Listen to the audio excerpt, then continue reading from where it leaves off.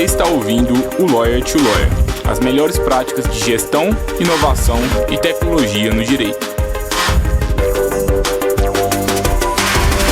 Meu nome é Gabriel Magalhães, bem-vindo ao Lawyer to Lawyer. Olá, advogado, olá, advogada, seja bem-vindo, seja bem-vinda a mais um Lawyer to Lawyer da Free Law. Eu sou o Gabriel Magalhães e é um prazer estar aqui com vocês novamente no episódio 93 do Lawyer to Lawyer. Quais são os efeitos da transformação digital no escritório de advocacia consolidado? Tenho o prazer de receber o Rafael Lage. O Rafael, ele é graduado em Direito pela PUC Minas, ele também é pós-graduado em Direito Civil pela PUC Minas, tem especialização também em Direito Empresarial pelo CAD, em Direito Ambiental e Urbanístico também pela PUC Minas. Em 2021, ele vai concluir até o fim deste ano também uma outra especialização em Direito de Energia, e ele também é associado ao Instituto Brasileiro de Direito Imobiliário, o IBRADIM, e também é membro de 3 comissões de incorporação, de loteamentos e comunidades planejadas e notarial e registral. E ele é sócio do escritório Lage Portillo Jardim, que está passando por um processo muito bacana de transformação digital. Rafael vai compartilhar um pouquinho da experiência dele com esse processo de mudança. E lá no Lage Portillo Jardim, ele diz aqui, né, no currículo dele, que ele coordena a área civil, empresarial e ambiental, no consultivo e no contencioso. Mas atualmente é bem mais do que isso, né? Também tem a área de marketing, tem a área estratégica do escritório, e eu acho que vai ser muito do que a gente vai conversar hoje, né, Rafael? E aí, olá, pessoal. Primeiro, agradecer demais o convite, Gabriel. É uma honra participar desse podcast, pelo qual já passaram grandes advogados, né? Também pessoas que não são advogados, mas grandes figuras da nossa área.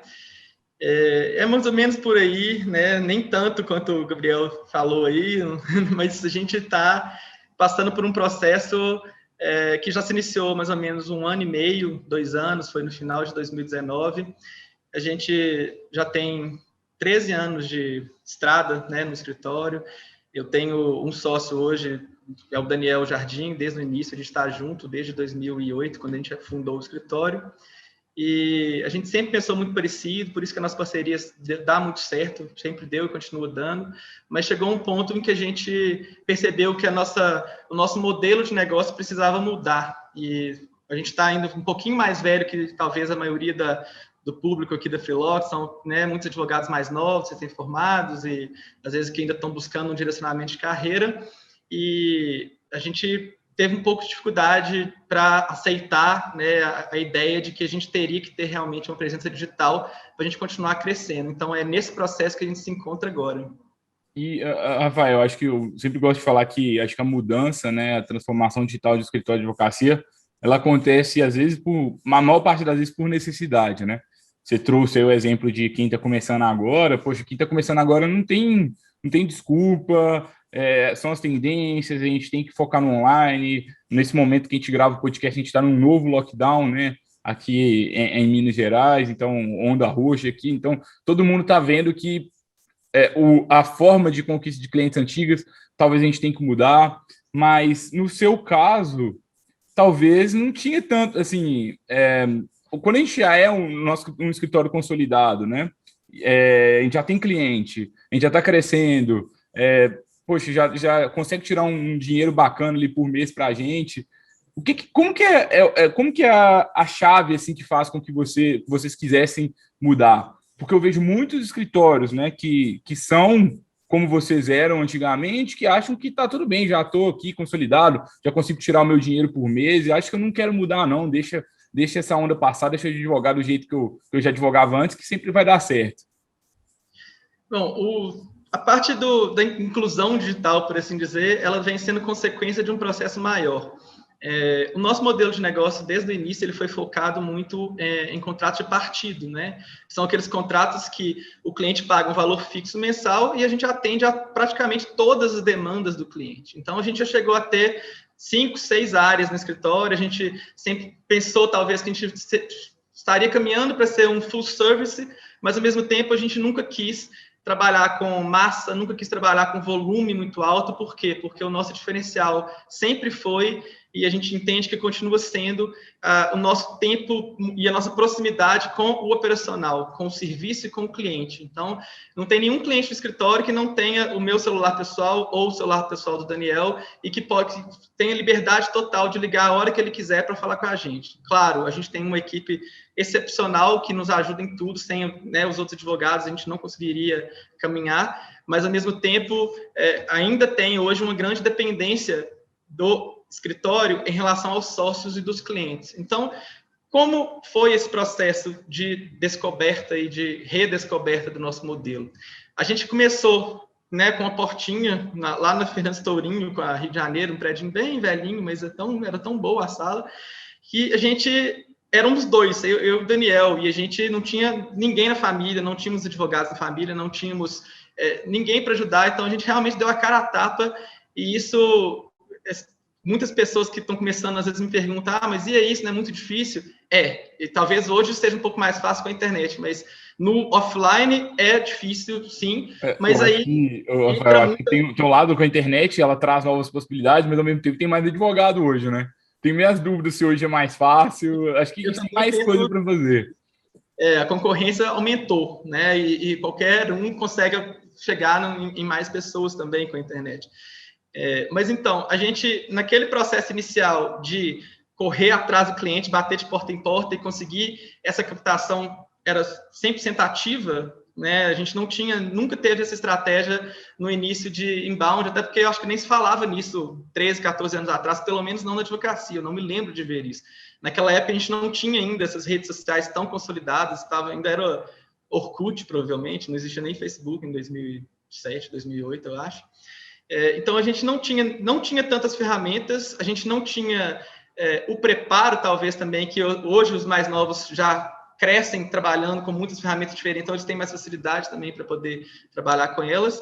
E isso não era uma realidade para a gente, não era sequer uma opção para a gente pensar que a gente poderia alcançar cliente por meio do inbound. A gente gostava de escrever, no início a gente tinha muito tempo para isso, a gente tinha pouquíssimos clientes, então a gente conseguia ter tempo de sobra para poder escrever. Só que a gente escrevia temas da nossa cabeça. A gente gostava, estudava alguma coisa, tinha um caso diferente no escritório, a gente ia lá, escrevia, transformava um parecer num artigo, sem nenhum tipo de técnica, sem nenhum tipo de noção se aquilo chegaria na persona, se não chegaria. A gente não sabia nem o que era persona naquela época, não tinha nem ideia desses conceitos. Então, o que esse modelo nos mostrou? Na verdade, ele é muito interessante, o modelo do contrato de partido. Você consegue um crescimento numa progressão geométrica, porque você pega um cliente que começa ali com um cliente que vai te pagar R$1.000, R$2.000 por mês, e aí você começa a ganhar confiança, esse cliente indica mais um, que indica mais um, que indica mais um, e o boca a boca é muito forte nesse tipo de contrato, porque o cliente está ali muito próximo de você o tempo inteiro, não é aquele cliente que você vai conversar com ele a cada 2 meses, a cada 6 meses, que ele só vai te procurar quando ele tem um problema. Ele te liga todo dia, ou ele te liga toda semana, ou ele te manda um e-mail todos os dias. Então, ele está ali muito próximo de você e ele lembra de você com mais frequência. Então, o fator offline boca a boca para esse cliente de partida, ele é um pouquinho diferente, do cliente avulso. Só que, ao mesmo tempo que você tem uma progressão geométrica e você cresce muito rápido, e isso te dá sustentação, a melhor qualidade desse tipo de contrato é a sustentação, é a estabilidade que você tem, porque você sabe que no final daquele mês você vai receber pelo menos aquilo ali, aquele valor daqueles contratos, ainda que você tenha um inadimplência ou outro, você sabe que vai receber. E você tem os extras, claro, os avulsos que vão aparecendo. Mas, se você tem essa ideia e esse perfil que nós temos de querer estar à frente do operacional e querer dar o nosso toque e a nossa qualidade de trabalho no serviço, independentemente da qualidade também da nossa equipe, chega um ponto, e foi aí que a gente chegou, que você chega talvez numa encruzilhada, você fica um pouco sem saída. A gente chegou num ponto de estagnação. E coincidiu com uma crise muito forte econômica, No nosso setor, a gente trabalha muito com o mercado imobiliário, então, em 2018, a crise estava no auge, foi pouco depois do impeachment da Dilma. Então, começou lá em 2015, 2016, o mercado imobiliário começou a afundar, a economia muito ruim, alguns clientes começaram a ter dificuldade, com vendas, com distratos, estavam começando a atrasar pagamentos para o escritório, e isso, de certa forma, nos afetou. Mas, ao mesmo tempo, a gente não teve queda no faturamento, mas a gente ficou 2, 3 anos praticamente sem crescimento, um crescimento residual de 2, 3% ao ano, que comparado com o que a gente tinha tido nos anos anteriores, era um crescimento muito, muito baixo. E aí foi nesse momento que a gente falou assim, olha, nós temos que fazer alguma coisa, porque senão a gente vai ficar para trás. Alguma coisa que a gente não está percebendo aqui, alguma coisa que a gente não está fazendo, que a gente está chegando num ponto de estagnação, independentemente da questão externa e da conjuntura econômica. Tem muita gente, com certeza, muitos escritórios que estão indo melhor e a gente tem que entender por quê. E a gente começou a discutir, começou a conversar e pensar nos cenários. A gente fez vários exercícios, né, de análise SWOT, todos os exercícios de gestão para a gente entender o que estava acontecendo. Ao mesmo tempo, a gente teve um ano bem complicado com a equipe. 2018, que a gente teve uma equipe que não estava legal. A gente trocou a equipe inteira. O nosso escritório é pequeno, então só para explicar que trocar a equipe inteira no escritório com 6 pessoas, 5 pessoas, é muito mais fácil do que a gente estivesse falando no escritório com 100 advogados, né? E a gente fez isso de 2018 para 2019, então a gente chegou num ponto que a gente tinha uma decisão a tomar, a gente estava ficando até desmotivado com o trabalho, então era, ou a gente muda, ou a gente vai ter que procurar outra coisa para fazer, porque se você não tiver corpo e alma dentro do seu negócio, principalmente se você é o sócio do escritório, não tem jeito, ele não vai para frente, é o olho do dono que engorda o boi mesmo. Então, nesse momento, a gente decidiu contratar uma consultoria de gestão, que foi o pessoal da Trilha. Eu até queria citar nominalmente o Ricardo, já esteve aqui no seu podcast, o Ricardo Oliveira. Ele falou aqui, acho que, se não me engano, no episódio 18 ou 19, foi lá na primeira temporada, ele falou sobre como profissionalizar a gestão do seu escritório de advocacia. Um episódio bem bacana. Eu vou deixar aqui o link desse episódio na descrição desses comentários de hoje. E foi exatamente o Ricardo que nos ajudou muito nesse processo, né? A gente ficou com ele, esse processo de consultoria dele durou praticamente um ano. A gente começou no finalzinho de 2019, ou meados de 2019, não me lembro ao certo, mas a gente tinha reuniões quinzenais com ele e a gente foi fazendo uma planilha com vários projetos, e identificando o que estava errado, o que precisava melhorar, as razões da nossa insatisfação com a equipe, com o escritório, com o negócio, e para onde a gente poderia ir. E foi aí que a gente teve a virada de chave, principalmente no modelo. A gente falou assim, olha, nós precisamos começar a trabalhar mais com clientes avulsos. A gente tem a nossa carteira, os nossos clientes que estão conosco há 10 anos, há 12 anos, a gente tem clientes muito antigos, assim, são muito fiéis. Esses clientes, claro, a gente nem... Em nenhum momento a gente cogitou abrir mão deles, são clientes que são importantíssimos para a gente, mas se a gente já tem a nossa base consolidada de sustentação do escritório, do nosso faturamento, do nosso custo, a gente, ao invés de ficar focando em novos clientes de partido, a gente decidiu, agora a gente vai focar nos contratos avulsos. A gente não vai mais vender, olha, você vai me pagar 5 mil por mês e eu vou trabalhar para você de forma ilimitada em todas as áreas do escritório. Nós vamos trabalhar nas nossas áreas de maior especialização, onde a gente entrega um melhor resultado, um melhor serviço, e nós vamos te cobrar de acordo com a sua demanda. E se você voltar 10 vezes, maravilha, você paga 10 vezes de acordo com a sua demanda. E isso tem funcionado bem, né? A gente começou mesmo essa virada já há um ano, um pouco mais ou menos. E esse é o nosso primeiro passo da nossa mudança. Rafael, desculpa te interromper, mas é engraçado porque as pessoas romantizam a advocacia de partido. Geralmente, todo mundo acha que, não, advogar por isso não vale a pena, não vale, assim, o melhor que tem, a gente tem um contrato fixo com os nossos clientes, e é bacana você trazer essa outra visão, porque a gente percebe muito isso aqui, né? Não significa que o modelo é melhor ou pior do que o outro, né? A gente sempre tem que estar aberto a esse tipo de mudanças. E uma correção, eu acabei de ver aqui com o episódio com o Ricardo, o episódio 14, tá? Não é o 19 como eu trouxe. Minha memória não tá tão boa, não, mas também são 93 episódios, então tá um pouquinho difícil. Me dê um desconto aí, por favor. Perfeito.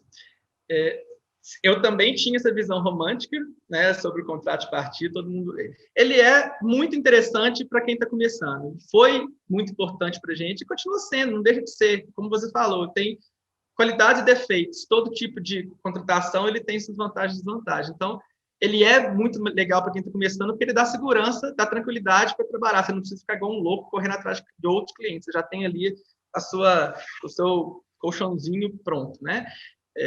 Mas, se você quer realmente fazer uma coisa muito especializada e com um ticket médio mais alto, aí eu acho que o caminho é o contratar avulso. Porque se a gente, ao longo desses anos, trabalhando também com demandas diárias e corriqueiras de todas as complexidades possíveis desses clientes de partido, a gente consegue entender em que a gente pode cobrar mais, em que a gente pode cobrar menos, né? A gente vai melhorando as acessibilidades em alguns tipos de serviço e isso pode passar a ser os produtos principais do escritório. E é exatamente aí que a gente quer chegar. A gente ainda vai chegar lá, né? Estamos no caminho, esse é o nosso objetivo.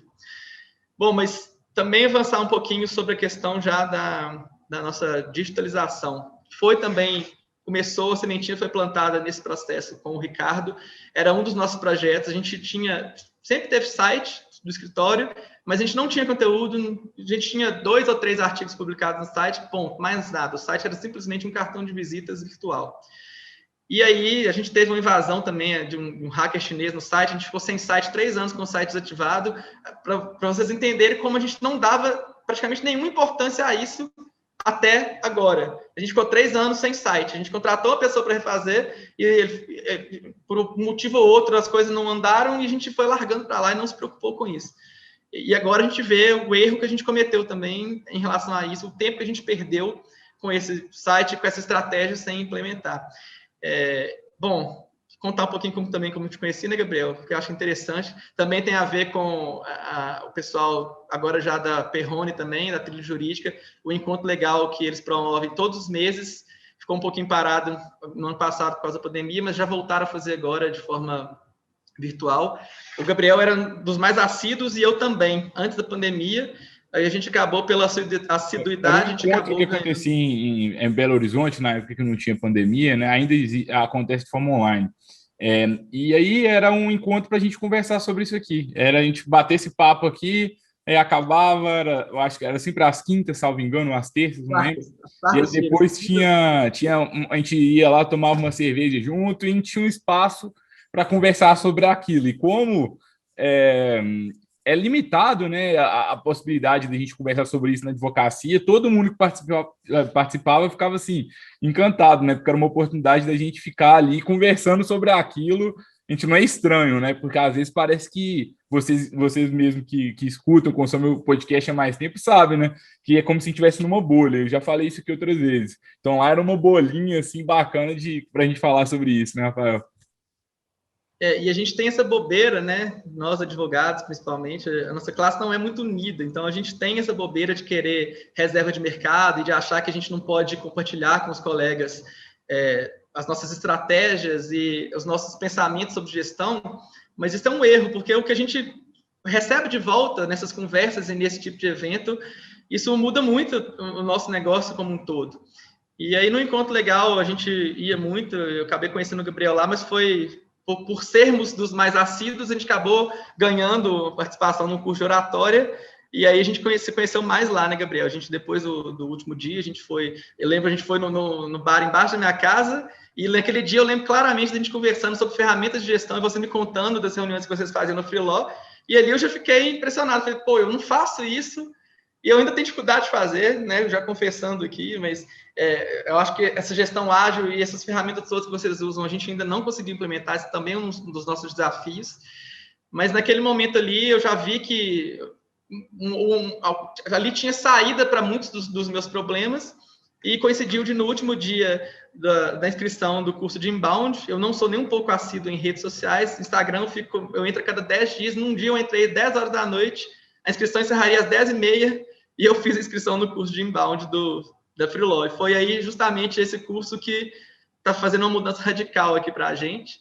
Nesse momento, a gente já está com o novo site no ar e com conteúdos publicados semanalmente, e tudo graças aos ensinamentos do pessoal da Freeló. Isso aí, para a gente, a estratégia está indo muito bem. A gente ainda não pode falar em resultados, porque só tem 3 meses que a gente começou, mas é nisso aí que a gente está vendo o nosso próximo grande passo para chegar no objetivo da mudança do modelo de negócio. Rafael, para quem não conhece o inbound marketing, nas suas palavras, o que é isso?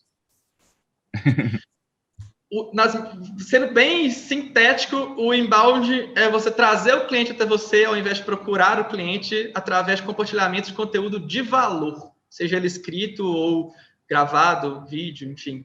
Mas é você trazer o cliente naturalmente, espontaneamente até você, por meio do compartilhamento de conhecimento. E aí a gente tem aquele conceito do freemium, que a Freeló faz muito e continua fazendo também com esse curso.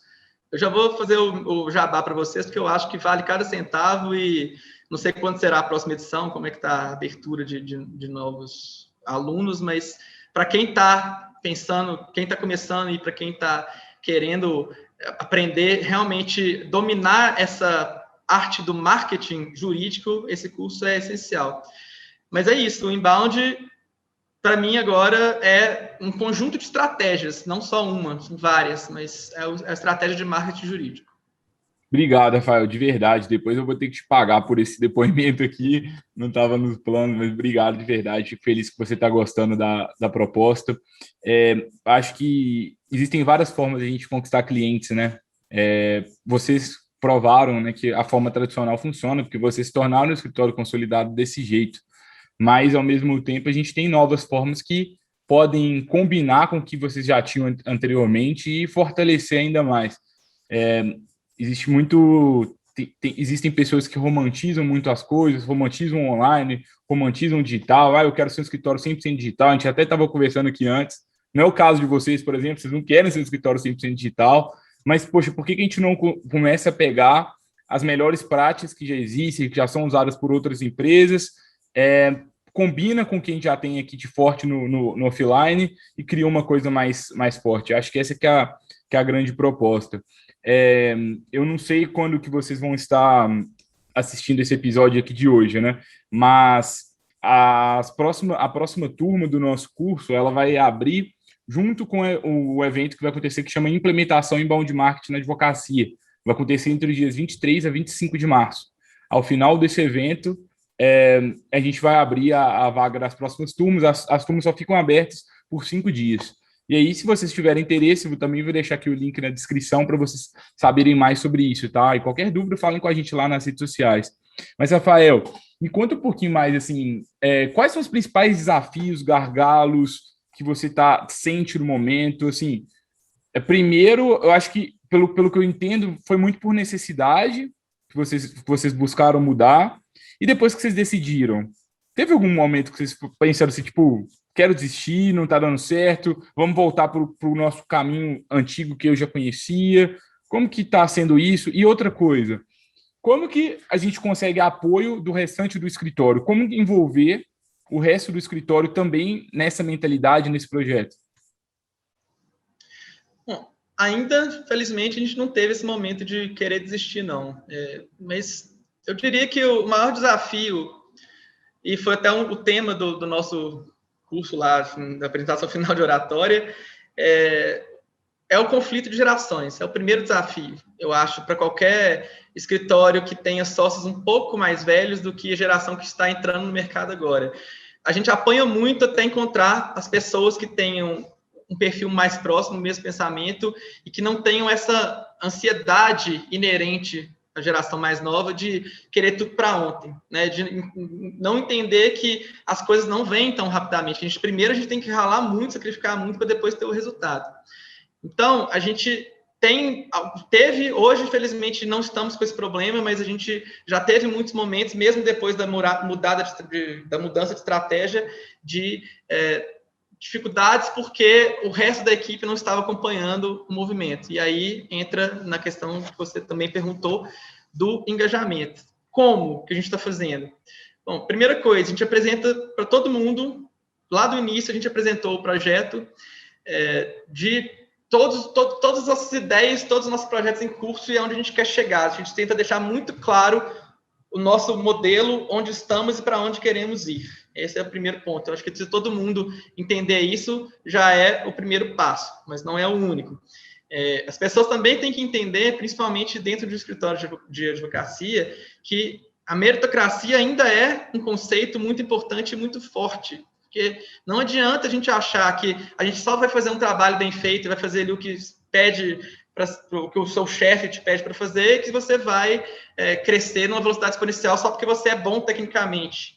Não, você tem que contribuir com o resto, você tem que contribuir, você tem que mostrar habilidades, as soft skills, e você tem que mostrar habilidades também em gestão, em um pouco de mais, você tem que dar sugestões, você tem que compartilhar aquele sentimento que os sócios compartilham para você ter ser visto como uma pessoa com mais potencial de crescimento dentro daquela estrutura. Você tem que também, claro, eu entendo e reconheço que tem lugares que não querem esse tipo de comportamento. Tem escritórios que já estão, né, muito consolidados e já tem lá 5, 6, 10 sócios e não querem, às vezes, nem admitir novos sócios. Não é o nosso caso. Nós somos 2 sócios ainda desde o início e a gente adoraria ter mais sócios, adoraria mesmo, para poder ajudar na gestão, ajudar no marketing agora, ajudar nas decisões principais do escritório e na captação, principalmente, também de clientes.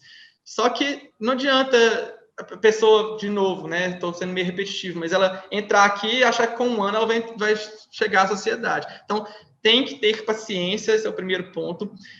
E além disso, você tem que ter um compromisso com todo o restante do escritório, não só com o trabalho. Você tem que ter aquele comportamento de ajudar o seu colega. Você está ali mais tranquilo, pergunta para o seu colega do lado se ele está precisando de ajuda, se tem alguma coisa que você possa fazer, ainda que não seja a sua área. Você vai, no mínimo, aprender uma coisa diferente.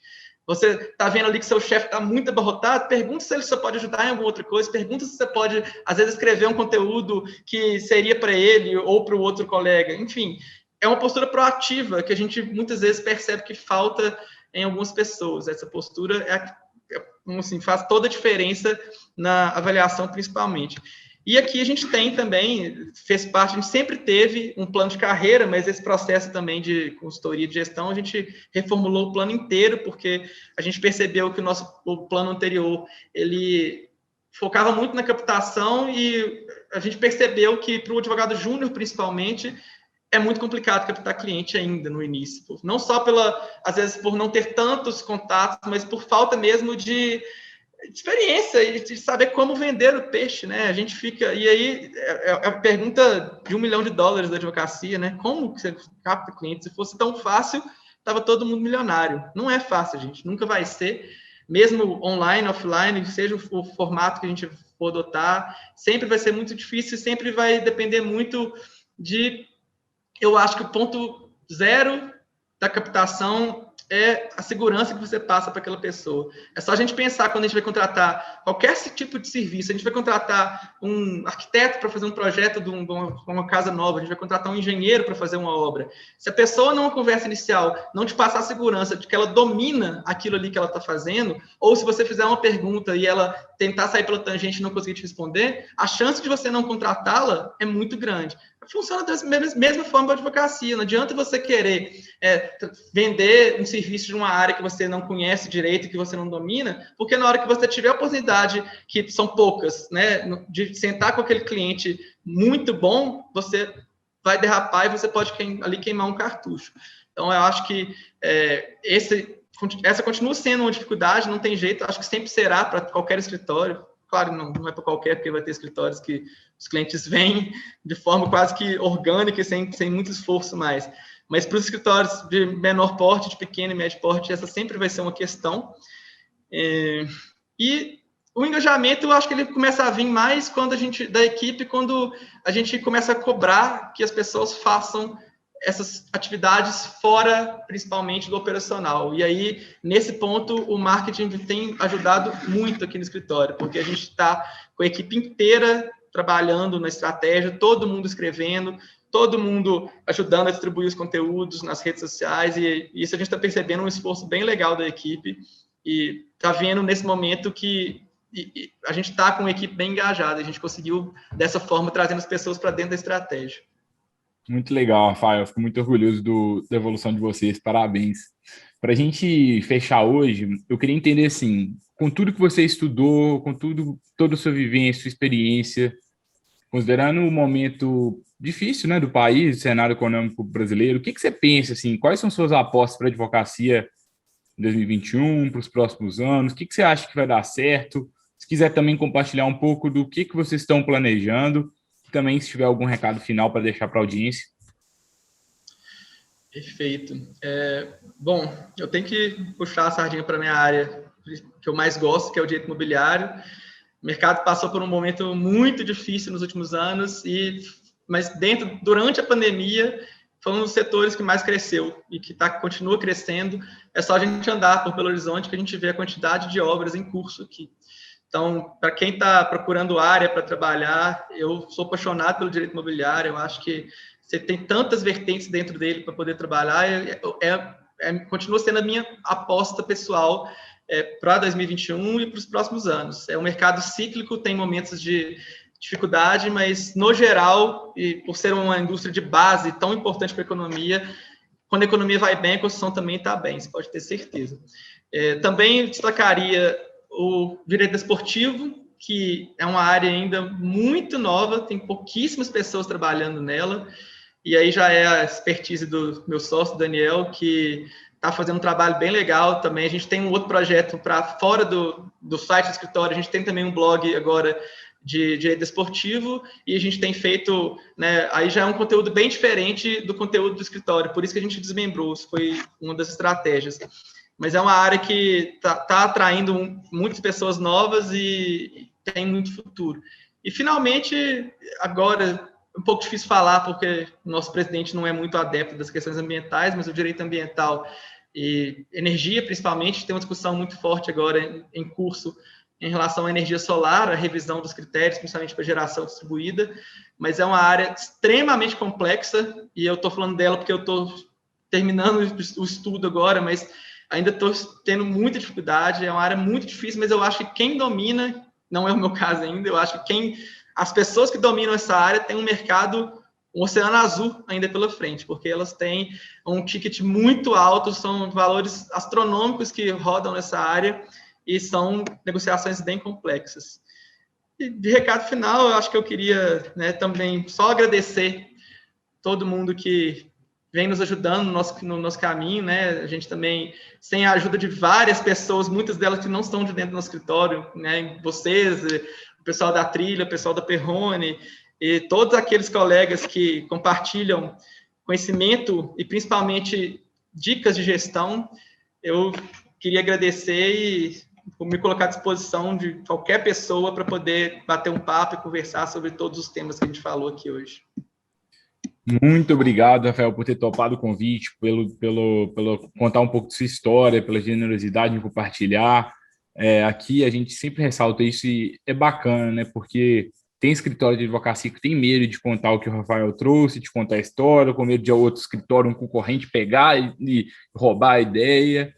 E eu acho que cada vez mais, eu acho que a advocacia colaborativa ela está ganhando força, e os advogados que contam as histórias, que compartilham, eles acabam ganhando mais, porque mais pessoas conhecem os advogados, mais pessoas querem ser parceiros, é muito o que a gente acredita. Queria muito agradecer de novo cada um pela presença, estamos no episódio 93, gente, que bacana, né? Tá quase chegando no nosso centenário, a gente está bem animado, então, gostou do episódio? Marca a gente lá no Instagram, no @freelaw.work, tá com alguma pergunta, a gente pode te ajudar de alguma forma, fala com a gente lá, vai ser um prazer. Você pode, além de interagir com a Freelaw nas redes sociais, você pode se inscrever na nossa newsletter para receber sempre notícias em primeira mão. O link da newsletter eu vou deixar aqui para vocês aqui na descrição do comentário aqui, do comentário, eu estou confundindo, do show notes aqui do episódio. E eu vou deixar aqui para vocês também, olha, o site do Rafael, se vocês quiserem conhecer um pouco mais do trabalho, se quiserem fazer algum tipo de parceria, manda uma mensagem lá para o Rafael, quem sabe aí acontece alguma coisa. Esse é o nosso objetivo também, né, promover parcerias. Vou deixar aqui também, então, a newsletter, vou deixar o link do episódio 14 do podcast, que foi o episódio com o Ricardo, que ele fala sobre como profissionalizar a gestão do seu escritório, e vou deixar aqui também o link para que vocês possam se inscrever no evento gratuito que a gente está promovendo sobre marketing. Após esse evento, a gente vai abrir as inscrições para o nosso curso. Dependendo da data que você estiver consumindo esse episódio, esse evento já passou. Então, corre lá para ver se ainda dá tempo. Obrigado, Rafael. Obrigado a todos. Na próxima quarta-feira, a gente vai voltar com mais um Lawyer to Lawyer especial para o episódio 94. Até lá. Tchau, tchau. Eu que agradeço. Muito obrigado. Tchau.